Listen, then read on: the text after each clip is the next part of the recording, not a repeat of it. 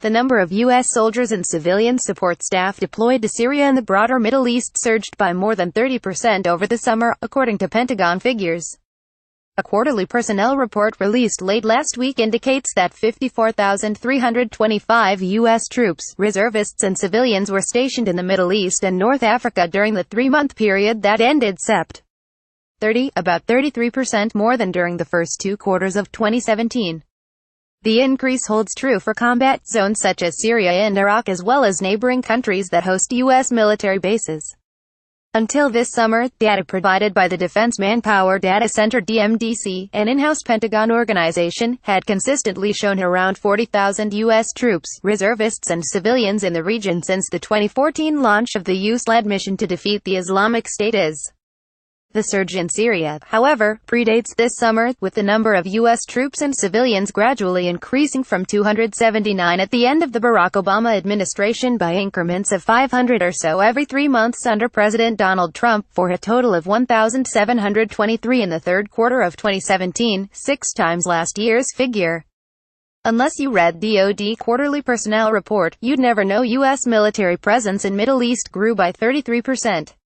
Micah Zenko, a senior fellow at Chatham House, a British think tank, tweeted Monday. Wonder if Congress knows? DMDC's quarterly reports draw upon Pentagon master lists of active duty troops and civilians. The most recent report counted a total of 1,723 personnel in Syria and 9,122 in Iraq between July and September, of which 1,547 and 7,402 were active duty troops, respectively. That's a sharp increase over the statistics for the first 2 quarters of the year and well above the numbers that the Defense Department publicly acknowledges. The Defense Department officially indicates that 5,262 U.S. troops are serving in Iraq and 504 are in Syria under force management levels, which account for troops and units assigned to a specific mission. In August, Joint Staff Director Lieutenant Gen. Frank McKenzie and Pentagon spokeswoman Dana White said they plan to provide a more accurate public count of U.S. troops in Iraq and Syria, including troops that rotate in and out on an as-needed basis, but Pentagon officials have yet to release those figures. The force management figures do not count the hundreds of temporarily deployed personnel, such as U.S. Special Forces, that the Pentagon relies upon to advise U.S. allies in the fight against IS, such as the Iraqi Security Forces and Syrian Democratic Forces.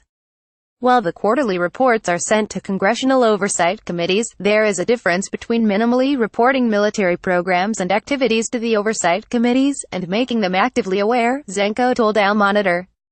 Just as members of the House and Senate Armed Services Committees seemed unaware of some Niger activities, I suspect that they did not know the extent of the silent surge to the region.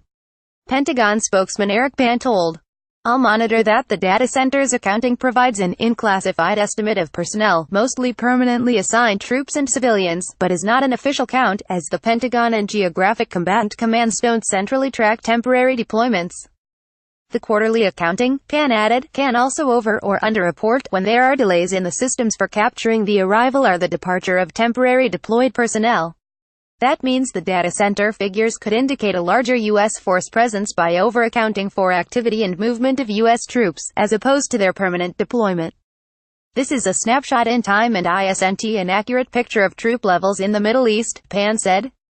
Still, the activity, given the regional context, is a significant uptick from previous Defense Manpower Data Center reporting. In addition to the troop increase in hotspots like Syria and Iraq, the data center figures show the U.S. could be rounding out contingents across countries with U.S. bases that provide support for the anti-IS campaign. According to the report, 2,000 troops surged into Bahrain, where the U.S. Fifth Fleet bases 2 aircraft carriers and 20 other ships. Kuwait, where Al Mubarak Air Base serves as a major staging area for U.S. forces in the region, also got an influx of 2,000 U.S. troops. The 82nd Airborne Division, a paratrooper regiment that took the lead in the train-and-equip mission in Iraq for most of 2017, shipped in March. And despite a satile blockade of Qatar, more than 3,000 U.S. troops arrived in the country this summer. Qatar is home to Al Udeid Air Base, which provides long runways for U.S. B-52 bombers to drop the Pentagon's largest bunker-busting bombs against IS. Nearly 3,000 American soldiers also poured into the United Arab Emirates, where Al Dhafar Air Base serves as a major base of U.S. air operations. Finally, an additional 840 U.S. personnel surged into Turkey, home to Incirlik Air Base.